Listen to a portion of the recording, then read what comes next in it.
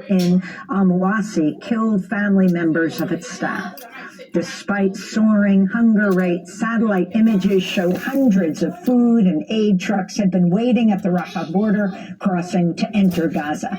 Palestinian officials say those in northern Gaza have only had access to animal feed for the past 3 weeks.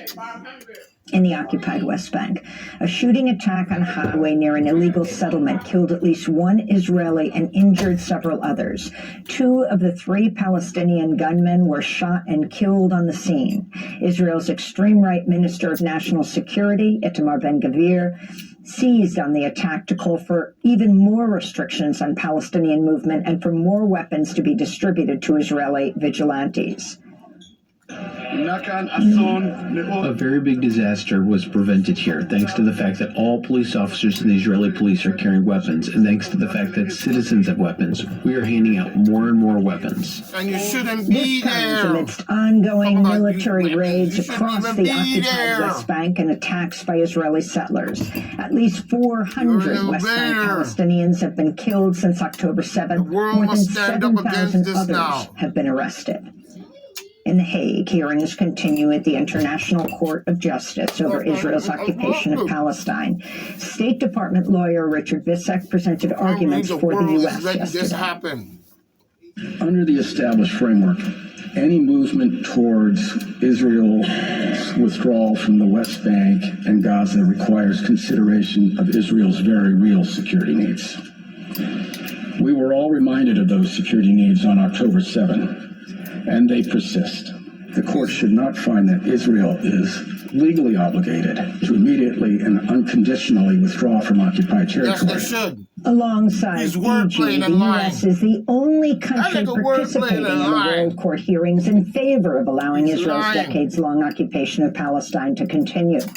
Earlier today, an official from the Chinese Foreign Ministry, Ma Xingmin, addressed the court. They don't belong there. In pursuit of the right to self-determination, Palestinian people use force to resist foreign oppression and complete the establishment of an independent state. Is inalienable right, well founded in international law. President Biden's facing more backlash over his handling of the humanitarian crisis at the U.S.-Mexico border following reports the White House is considering executive action to deny the right to request asylum for migrants who enter through non-official ports of entry. The authority was previously invoked by the Trump administration. In response, Congressional Progressive Caucus Chair Pramila Jayapal said, quote, "Cruel enforcement-only policies have been tried for 30 years and simply they do not work." She went on to say, taking pages out of Donald Trump and Stephen Miller's playbook, "We need to lead with dignity and humanity," she said. In related news, Texas has sued a faith-based shelter in the border city of El Paso over its work providing humanitarian aid to migrants.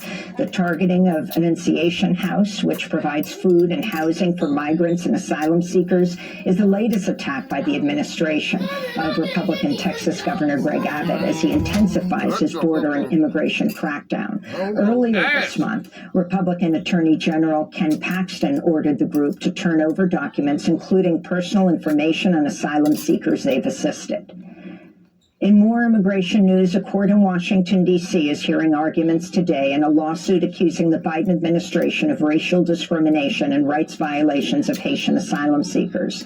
The suit was brought by the Haitian Bridge Alliance in 2021 on behalf of 11 Haitian asylum seekers who described being abused by U.S. border agents, as more than 15,000 people, mostly from Haiti, were forced to stay in a makeshift border encampment on the banks of the Rio Grande near the Acuña del Rio International Bridge in Texas. One of the plaintiffs is Mirar Joseph, who was photographed as a Border Patrol agent on horseback, lashed him with split reins, grabbed his neck, and gripped Joseph by the shirt collar.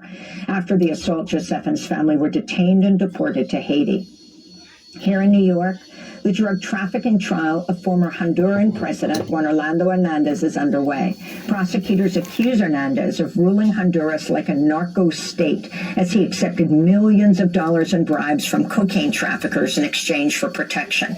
In the months after his presidential term ended in 2022, Hernandez was arrested, then extradited to the U.S. He was a long-time U.S. ally who received unconditional backing during his 8-year term despite mounting reports of serious human rights violations and accusations of corruption and involvement with drug smuggling. Listen. In more news from New York, 2 former members of Malcolm X's security team have revealed details of their entrapment and imprisonment by New York police just days ahead of the 1965 assassination of Malcolm X. Yesterday, one of the 2 men and family members of Malcolm X appeared at a press conference on the 59th anniversary of Malcolm X's murder. This is Benjamin Crump.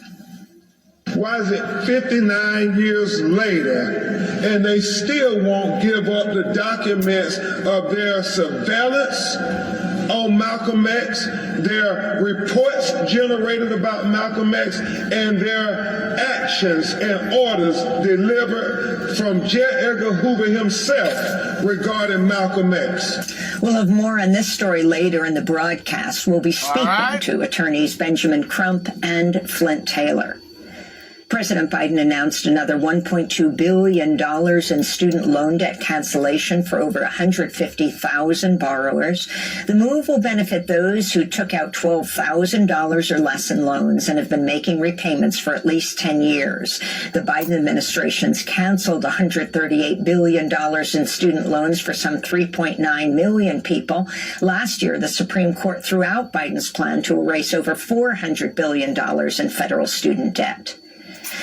New York City's queer and transgender community is demanding an apology after the Archdiocese of New York condemned the funeral of late transgender leader Cecilia Gentili held at St. Patrick's Cathedral last week. Some 1,500 people gathered at St. Patrick's to pay tribute to Gentili, a beloved activist, author, and actor who dedicated her life to fighting for the rights of sex workers, LGBTQ+, and immigrant communities. This is Cayenne Dorshow, community leader and founder of Blitz, gays and lesbians living in transgender society, responding to the recent attacks by the church. So what they're not telling you, the transparent Catholic diocese, is that canon law was her right to a free and equal funeral. She was not giving that. It was cut. We heard it on the mics. The world needs to know. Cecilia's legacy, if I have to say anything, was her work. And without her work, a lot of kids would have failed. They would have died. They would have been on the side of the road.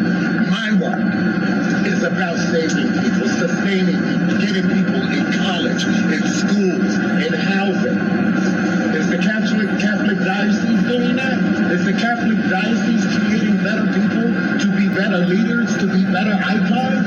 Because we are doing that as a community. The Catholic Church needs to be ashamed of itself, period. The city of Chicago is suing 6 oil and gas giants, as well as an industry trade group, which, quote, funded, conceived, planned, and carried out a sustained and widespread campaign of denial and disinformation about the existence of climate change and their products' contribution to it, unquote. Progressive Chicago Mayor Brandon Johnson filed the lawsuit Tuesday against ExxonMobil, Chevron, BP,